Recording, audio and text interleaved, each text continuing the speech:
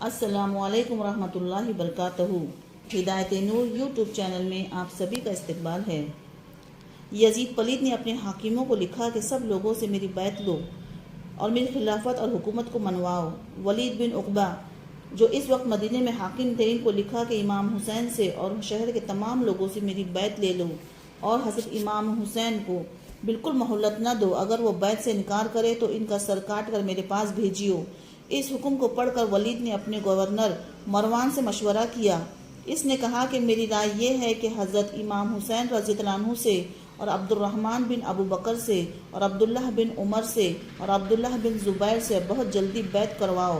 اگر یہ چاروں بیعت کریں اور یزید کو خلیفہ مانے تو بہتر ہے، ورنہ سب کو قتل کر دو تاکہ دوسرے لوگ ڈر جائیں اور بیعت سے کوئی انکار نہ کرے۔ ولید نے یہ ظلم و ستم کی رائے سن کر مروان سے کہا، اللہ کی پناہ میں ان پیشوائے دین کو قتل کر کے دوزخ میں جاؤں اور دنیا میں بدنام ہو جاؤں اور منہ کالا کروں۔ پھر ولید نے حضرت امام حسین رضی اللہ تعالیٰ عنہ کو پیغام بھیجا کہ آپ سے کچھ مشورہ کرنا ہے، آپ تشریف لائیے۔ آپ 30 آدمیوں کو لے کر ولید کے پاس گئے اور ان سے فرمایا کہ تم سب مکان سے باہر رہو، اگر تکبیر کی آواز سنو تو سب اندر چلے آنا۔ آپ کے اندر گئے ولید نے آپ کو بڑی تعظیم سے اپنی جگہ بٹھایا اور یزید کا حکم سنایا۔ آپ نے فرمایا کہ کل جمعہ کا دن ہے، جو کچھ میری رائے ہوگی ظاہر کر دوں گا۔ یہ فرما کر آپ تشریف لے آئے۔ مروان نے ولید سے کہا کہ اے مدینہ کے تھانے دار، تم نے بہت برا کیا کہ ان کو مہلت دے دی، اب وہ ہمارے بس میں نہیں آ سکتے۔ اگر تم ان کو قتل کروا دیتے تو یزید تم سے بہت خوش ہوتا اور تم کو بڑی جاگیر انعام میں دیتا۔ ولید نے کہا کہ اے اللہ و رسول کے دشمن، کیا بکتا ہے؟ اگر مجھ کو تمام دنیا کی دولت بھی ملے تب بھی اولاد رسول کے ساتھ ایسا ظلم نہ کروں گا۔ اگلے دن جمعہ کو آپ نے اعلان کر دیا کہ ہمیں دنیا اور دنیا کی حکومت سے کچھ مطلب نہیں، اور ولید کو کہلا بھیجا کہ تو لکھ بھیج اس کو اے مرد متین کہ بیعت نہیں کرتے ہیں شاہدین، تجھے عقل و دانش سے مانا نہیں، شریعت کا تجھ پہ کچھ سایہ نہیں، شریعت سے باہر ہے تو کی نور، تو فاسق ہے فاجر ہے اہل خمر، کروں تیری بیعت میں کیوں کر قبول، نہیں اس میں راضی خدا اور رسول، نہ بیعت کروں تیری تا زندگی، بفضل خدا و طفیل نبی، ارادہ ہو لڑنے کا گرائے شقی تو موجود ہے اہل بیت نبی۔ جمعہ کی نماز پڑھ کر جب آپ اعلان کر چکے تو آپ کا دل گھبرایا اور خیال پیدا ہوا کہ مکے میں جاؤں اور وہاں آرام سے رہوں، کہ وہ جگہ امن کی ہے اور یہاں دشمن آرام نہیں لینے دے گا۔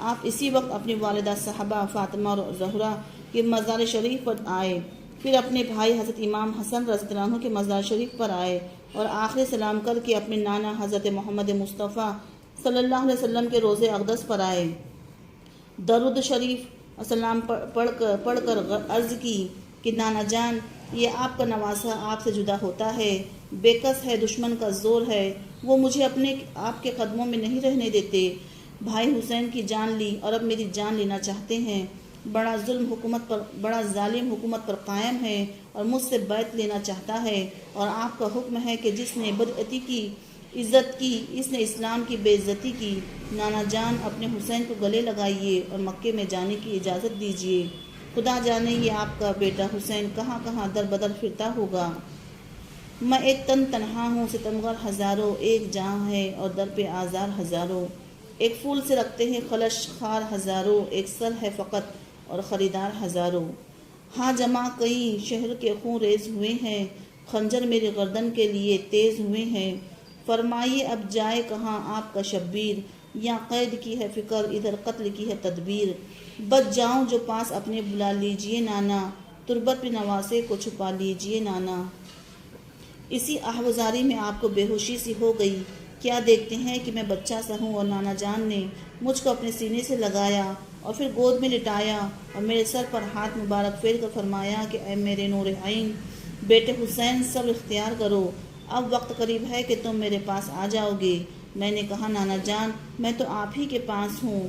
آپ نے فرمایا نہ بیٹا، یہ خیال نہ کرو، ہمت سے کام لو، بھوک پیاس کا اور اپنے متعلقین کا صدمہ دیکھ کر اور صاحبزادیوں کو کربلا کے میدان میں خدا کے سپرد کر کے اور شہادت کا درجہ حاصل کر کے آنا، جنت الفردوس تمہارے لیے سجائی جا رہی ہے۔ یہ حال دیکھ کر آپ کو ہوش آیا اور ساری گھبراہٹ ختم ہو گئی۔ شہادت کا شوق بڑھ گیا۔ نانا جان کی نصیحت دل میں جم گئی اور آپ 4 شعبان کو اپنے بال بچوں کو لے کر مکہ شریف کو روانہ ہوئے، اور مدینے کے لوگ آپ کی جدائی سے بے چین ہو کر مل کر روتے تھے۔ مدینے میں ایک غم کا بادل چھائے ہوئے تھے۔ الحاصل آپ مدینے کے لوگوں کو روتا چھوڑ کر مکہ شریف میں پہنچے۔ وہاں کے لوگ آپ کی زیارت سے خوشی میں پھول کی طرح کھل گئے۔ ادھر مروان شیطان نے اپنے بھانجے یزید ولید کو خبر دی کہ ولید کو اپنا آدمی نہ سمجھو، اس نے حسین کی تعظیم کی اور ان کو مہلت دے دی کہ اب مکے کو چلے گئے۔ یزید یہ خبر سن کر بہت پریشان ہوا اور ولید کو برخاست کر کے دوسرا حاکم مدینے میں مقرر کر دیا۔ کوفیوں کو جب معلوم ہوا کہ حضرت امام حسین رضی اللہ عنہ ہجرت کر کے مکہ شریف میں پہنچ گئے تو وہاں کے سب چھوٹے بڑے لوگوں نے آپ کو خط بھیجے کہ حضرت ہم آپ کی تابعداری کریں گے اور اب ہم بے امام ہیں اور ہم سب جان و مال سے حاضر ہیں، آپ کی اطاعت اور خدمت کو اپنی نجات کا ذریعہ جانتے ہیں، آپ بہت جلدی آئیے اور ہماری رہبری کیجیے، اور تمام کوفے کے لوگ آپ کی زیارت کا شوق رکھتے ہیں۔ الغرض اس طرح ان لوگوں کے 150 خطوط آئے۔ آپ دین کی خدمت سمجھ کر مجبور ہو گئے اور کوفے کے جانے کا پکا ارادہ کر لیا۔ حضرت عبداللہ ابن عمر اور حضرت عبداللہ ابن عباس اور حضرت عبد الرحمن بن ابو بکر رضی اللہ عنہما نے آپ سے فرمایا کہ بھائی جان، کوفیوں کے قول و فعل کا کوئی اعتبار نہیں، وہ بڑے غدار اور مکار ہیں۔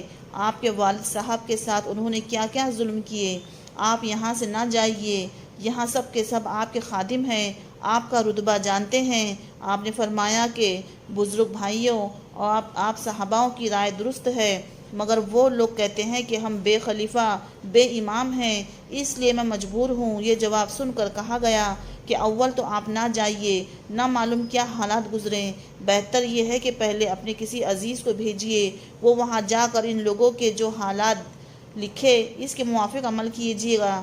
یہ رائے آپ کو پسند آئی اور آپ نے اپنے چچا زاد بھائی مسلم بن عقیل رضی اللہ عنہ سے فرمایا کہ بھائی جان، تم کوفہ کو جاؤ، اگر وہ لوگ تمہارے ہاتھ پر میری بیعت کریں تو مجھ کو لکھو، میں بہت جلد تمہارے پاس آ جاؤں گا، اور یہ میرا خط ان کو دے دینا۔ خط کا مضمون یہ ہے کہ مسلم ہے چچا زاد بھائی میرا، بزرگی میں مجھ سے نہیں کم ذرا، بائیں شرط بھیجوں اس جائے پر کہ بیعت کرو ان کی دل صاف کر، جو مسلم لکھے کچھ تمہارا بیاں تو میں آؤں گا پھر جلدی وہاں۔ وہ خط لے کے جس وقت مسلم چلے اور پسر دونوں اپنے ہمراہ لیے۔ غرض جب کہ رخصت ہوئے مسلم چلے تو بھائی سے اس وقت کہنے لگے، میں ہوتا ہوں رخصت بلاچارگی، لکھی ہے یہ قسمت میں آوارگی، نہیں ہے جدائی کی طاقت مجھے، دل ناتواں خستہ حال میں ہے، تمنا یہی آرزو تھی یہی، نہ بھائی سے میں اپنے جدا ہوں کبھی، کب حاصل ہو زیارت تمہاری مجھے، یہ دیدار بس آخری ہے مجھے۔ شہ دے نے ان کو دیا یہ جواب، ہراساں نہ ہو میرے دل کی بےتاب۔ ویڈیو کو لائک، شیئر، سبسکرائب ضرور کریں۔ السلام علیکم ورحمۃ اللہ وبرکاتہ۔